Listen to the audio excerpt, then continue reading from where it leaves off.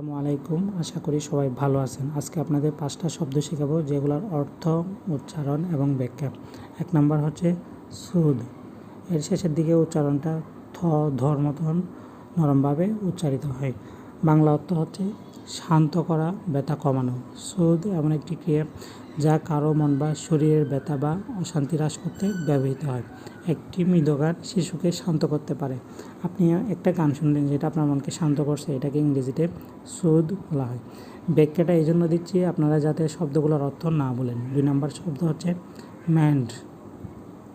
এর বাংলা অর্থ হচ্ছে মেরামত করা, সঠিক করা।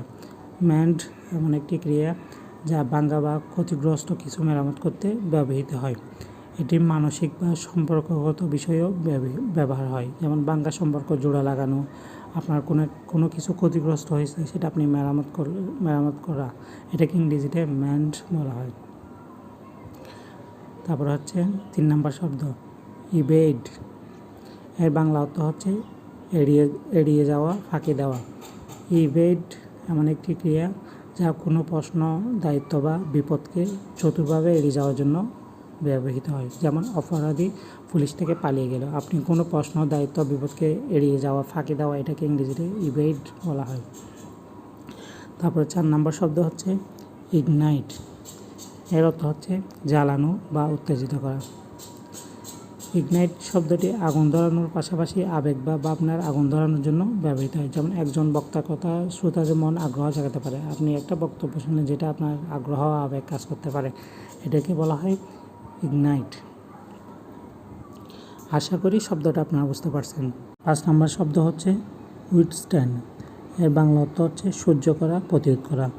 উইথস্ট্যান্ড এমন একটি ক্রিয়া যার চাপ, আক্রমণ বা প্রতিকূলতা মোকাবিলা করার অর্থে ব্যবহৃত হয়, যেমন একটি শক্ত দেওয়াল ঝড়ের আঘাত সহ্য করতে পারে। সহ্য করা, প্রতিরোধ করা, আপনি কোনো কিছুর চাপ, আক্রমণ বা প্রতিকূলতা মোকাবিলা করার অর্থে এই শব্দটা ব্যবহৃত হয়। আপনারা আশা করি শব্দটা বুঝতে পারছেন। আপনাদেরকে এক নজরে 5টা শব্দ আবারও দেখাচ্ছি। এটা হচ্ছে 1 নম্বর শব্দ, আপনারা একটু দেখেন। আশা করি এটা দেখা হয়েছে। তারপর হচ্ছে এটা হচ্ছে 2 নম্বর শব্দ, এটাও দেখেন। আশা করি এটাও দেখা হয়েছে। তারপর এটা হচ্ছে আপনার 3 নম্বর শব্দ, এটাও দেখা হয়েছে আশা করি। তারপর হচ্ছে এটা হচ্ছে 4 নম্বর শব্দ। আপনাদেরকে আবার এই জন্য দেখাচ্ছি আপনারা যাতে শব্দগুলো না বলেন। তারপর হচ্ছে এটা হচ্ছে 5 নম্বর শব্দ, এটাও আপনারা দেখতে পাচ্ছেন। আশা করি সবার 5টা শব্দ শেখা হয়ে গেল। সবাই আমাদেরকে সাপোর্ট করবেন। আর ভিডিওতে যদি কোনো ভুল ত্রুটি হয়ে থাকে তাহলে ক্ষমার দৃষ্টিতে দেখবেন।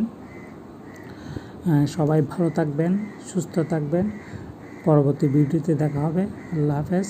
আসসালামু আলাইকুম।